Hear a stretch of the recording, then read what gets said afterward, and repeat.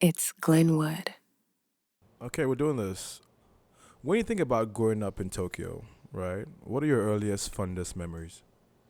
Growing up in Tokyo was amazing. I think that it's one of the safest, most affordable places to grow up. And so as a kid, you actually have a lot of independence because of public transportation and bikes and walking. So you can just cover so much ground and there's so much independence that you have.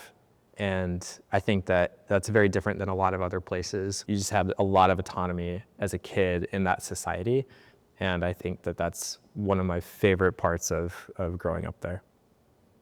And so today, I mean, it's been this way for a minute, but Tokyo has this precise aesthetic culture.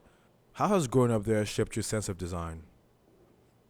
I think it's shaped like everything, like my perspective on life and design. But I think, a lot of the kind of question is like, well, how much is like conscious and how much is subconscious, right? And I think for me, a lot of it is much more like at a deeper level. And it was like the summer of 2022, and I was back visiting Tokyo, and I was at the coffee shop called .com Space. It's made by one of my favorite architects. And so I go in and I order like an iced coffee and a toast, and they bring it out, and immediately, like I'm looking at the glass, and I've never had this feeling before. I'm like, like that glass like knows me. I was so struck by it. And so I'm like thinking about the glass like the whole time that I'm eating and drinking. And so I finish everything, I go up to the front and I ask about the glass. And they say, it's actually for sale in the back. And so I go take a look at it, and it's Ando's glass, which was created as a collaboration between Jasper Morrison and Ando Foundation in Japan. And Jasper Morrison is like a very like well-known like British designer who'd spent like decade plus living in Japan, collaborating with Japanese artists. So what I was seeing in the cup was something that was not fully Eastern, but not fully Western, and somehow that was distilled into the proportion and the form of the cup. So in a way, I was seeing myself in the cup, and that was resonating with me before I even knew that about the cup. I had no idea who had made it or how it was made or what it was representing. That was like one of the most profound moments of my life because I could feel what that object was before I knew anything about it. And that level of care and clarity of perspective in that object is, yeah, it was one of the most profound moments of my life. So I think that that's the perspective that has really, that I feel a lot myself, is that combination that's like not fully Eastern, not fully Western, but combined together in one form. And it's like hard to pin down because it's kind of a mixture of these things. But I think that that's kind of like the philosophy that I feel coming out of that type of experience and growing up there, is kind of between those two worlds. And yeah, how does that show up in your work? Maybe subconsciously or consciously? I think that it's a lot of distillation, and you kind of have to reduce things to the simplest form. And I think that happens a lot on the Japanese side. I think the Western side, the tendency is to add things. And so fundamentally, my approach is distillation and removal, to get to that one single point of focus, to do kind of like one thing well, and strip everything else away. I can't do it any other way. I can't add anything. I have to like keep removing things until just that essence is left. And so I think that's probably the predominant way. I think, that how that practically shows up in different things, depends on the type of work. But I'm really focused on distilling and clarifying down to like one element and just really getting to the essence of what that is. Okay. So now you're here in the United States. You grew up in Tokyo. When did the United States become a meaningful part of your story? Not just where you lived, but where your creative identity evolved. Yeah, I mean, I think it probably started, I came to the US for college to go to art school. And so it probably started there with like the concept of learning how to critique. So, that transitions from an appreciation or an affinity to things to really starting to understand, okay, every decision that went into something, there's a why behind that. And I think that probably started there at that foundation of like really learning critique. But at the same time, like outside of classes, I was like freelancing. And the reason that I was doing that was because I was posting work online. So growing up in Japan and seeing everything that was going on in America, my only connection to that was online. It's like the internet was this like amazing resource. So then when I came to the US, I was still like very active online and posting work. And so as a result of that, I was like creating work for these like mom and pop shops all across America, just like these small people like putting their own capital into their business ventures, and they need a logo, they need packaging, they need all these different things. And so I think that like entrepreneurial spirit is very American, and I was very early in like kind of embracing that part of the culture. And I think that came like obviously like through the internet, but was also made possible because people all over the country were chasing their own kind of ventures and ideas. And looking back, I'm like, wow, it's like I'm very honored to have played like a very small part for these people, however long it lasted. Maybe their business lasted 2 or 3 years, but just that connection facilitated by being online, and then what that reach enabled me to have more broadly. So I think those are really the two things, probably the foundation of getting that critique and understanding how to actually assess and evaluate decisions that went into creative output. And then the second one of the entrepreneurial spirit, which I think is kind of particularly enabled by facets of American culture and institutions that kind of started shaping that perspective on design. In addition to, a lot of the things that I appreciate do come from this country. Yeah. So the name Glenwood carries this specific, almost kind of like suburban Americana vibe to it. What's the story behind the name? Why did it feel right for what you're building? Yeah, it probably sounds suburban Americana because it is suburban Americana.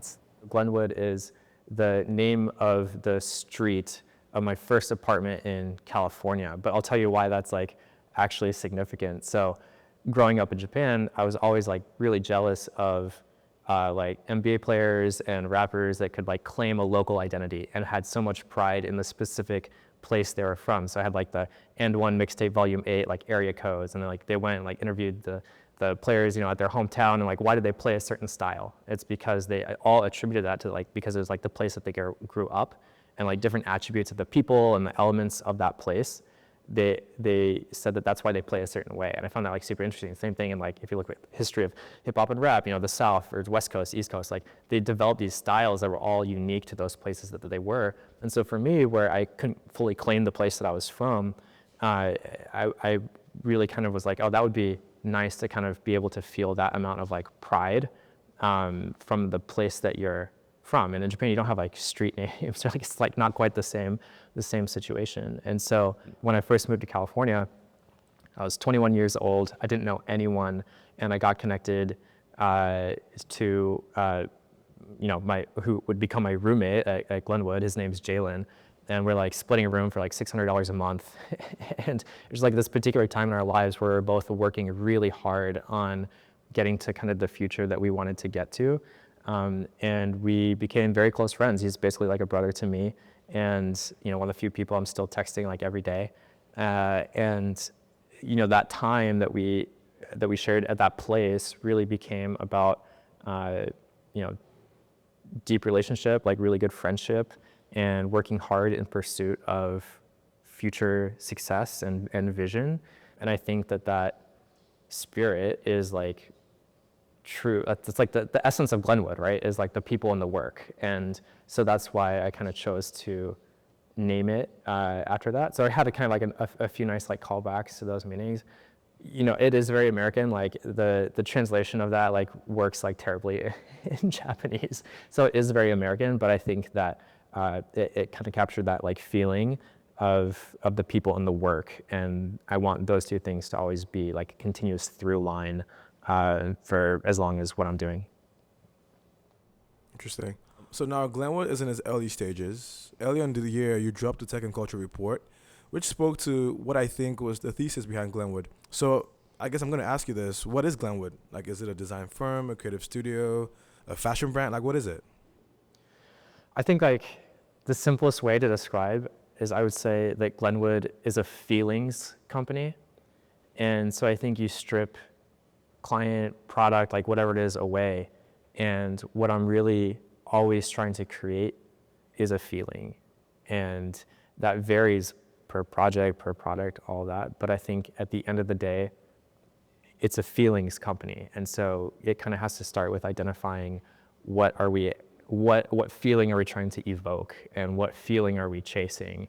And then kind of working backwards from that, whether that's, studio work like for Glenwood, or if that's client work where I'm working with someone else. I think it has to be feelings based. And I think that the role of that, when you're able to do it successfully, is going to be even more critical as we look ahead and see kind of what's happening in the landscape. I think people more and more are craving real, something that feels real, something that feels real. And I think, whatever that is, it comes down to the feeling that you get when you experience it, which is also like the hardest thing to do. It's hard to create something. It's hard to package something and give it to someone and have that evoke the feeling that it's supposed to. That's like the bar for that is so high. So I think that it's simple to say, and I think it's like really, really, really difficult to actually do. But the ones that do it the best, like really, really know how to do it, and they're able to replicate that. And so I think it's possible.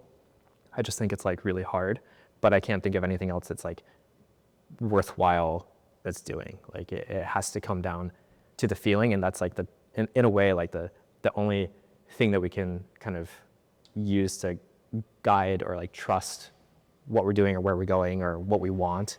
It kind of starts with it all starts with that feeling. So interesting you've said this because Glenwood is based in Palo Alto, the heart of Silicon Valley, home to Google, Apple, and Meta. Why establish your brand here rather than somewhere that's, more traditional sense when it comes to just kind of like being cultural? Let's say like a New York or LA or Atlanta. Like why Palo Alto? Yeah, I mean, I think first is I live here and I love it. I love this place, but I think, the best parts of the Valley is that it is people who really care about making the future, and they're willing to work very hard towards realizing the future that they're trying to make. So they're fundamentally optimistic about the future. And I think that is like the key part of what is really special or unique about this area, Palo Alto in particular. And so that's very Glenwood. It's like fundamentally optimistic about the future. And then when you have a certain density, of course there are pockets of smart, hardworking, ambitious people anywhere you go. But I think the unique thing about this area is the density of that is just really high. And so being in that environment and being in that energy is really amazing. Like it's a special time and a special place. And so I think that, outside of any other factors, and of course, it's a bubble and there's other parts about it, but I think if I can kind of draw on the best parts, and the best parts of that being the optimism and future facing and hard work and passion, like I can't think of any other place that matches that energy than here in Palo Alto and the Bay Area. So something that stood up in our earlier conversation about Glenwood is that it's self-funded. You're building in Silicon Valley an ecosystem defined by venture capital. I mean, why? But also, how does that independence shape the company's outlook?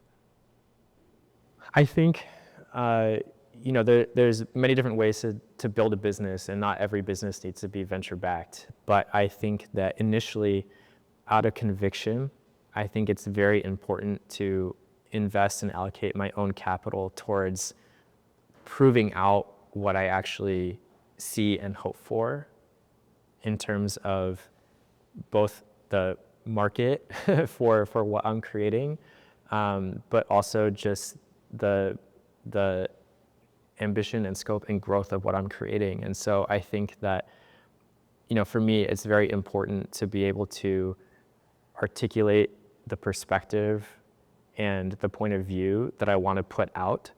And so doing that with, my own capital, again, enables me the flexibility and the speed and all of that around the process that I want to take to move forward. And so I think in the future, it's certainly not out of the question to take on capital from investors. I think it's just right now I wanted to be able to have the time to kind of figure out those initial steps and make that first foray so that I can have something to kind of show as proof or as, the first points to kind of then moving on to bigger things in the future. So you have to start somewhere, and this is where I'm choosing to start, and I'm starting here out of a conviction in what I'm making and the people that I'm bringing along with me to kind of enable that. Yeah. So currently, Glenwood functions as a team of one, right? Just you. But not too long ago, you started and managed the design team at Applied Intuition. So my question is, what shifted for you? And what informed your choice to begin this chapter alone rather than, let's say, assembling a team right away? I think I think it's kind of related to the venture capital question, which is it was the easiest way to get started, right? It's the first step into something bigger. But I think also I needed time to figure out what exactly my plan and my approach and my perspective was on what I was doing. And so I think I needed time, and it's not good to ask people to come alongside you before you know what you're asking them to do, right? And so I needed time to figure that out for myself. And as that perspective has clarified and as that vision has become more concrete and my own conviction and confidence level in what I want to achieve is becoming clearer, I think then over time, right, it makes sense to start bringing people in. And of course, doing this as a team of one, but right now there's a person behind the camera, there's a person that did my makeup, there's a stylist, everything is involved in kind of what's happening here today. And the only difference between that is just who's on full time and who's not. And to be able to kind of run lean and develop relationships over time that yield something meaningful when you ask someone to, hey, come please do this with me, that's a big ask. And so I only want to ask that when, I feel the responsibility and the capability are there to be able to do that. And so I think separately from that, there's kind of two types of creatives. There's like a creative that's a black hole that just will move and work with anyone and just take and take and take and take and take for their own purposes, for their own ends. And that can create really amazing stuff, but you just leave behind you this wasteland of dead bodies basically, right? We're just reaping, harvesting organs out of the creative people, repackaged into whatever version. I think that's very common. I think in some ways that's more common than the other type of creative where you're also elevating the people that you're working with. And so I think that's important to me, is doing it in the way that I want to do it. If it's just about assembling a team and throwing things together, or even just extracting the best out of people, I think you can do that. But I think I want to be a little bit more thoughtful in my approach and elevate the people that I'm working with, that, opportunities beget more opportunities, and the work that I'm putting out, I want everyone to have their name on, because that signifies that they're proud of what they're putting out. And so I think that's kind of the approach that I think about it. Of course, it starts with my perspective and my view, but it's going to evolve over time to something I think much bigger. And looking ahead, what do the next 1, 5, or 10 years look like for Glenwood? Not as a business forecast, but just in terms of evolution.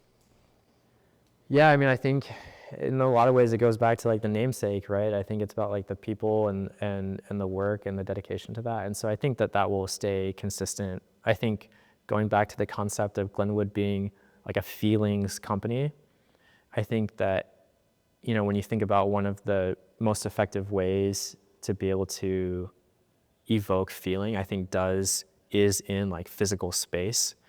And so I think, there's a vision that involves a physical space of some sort. I think that the cities of Tokyo and Palo Alto will continue to be very important.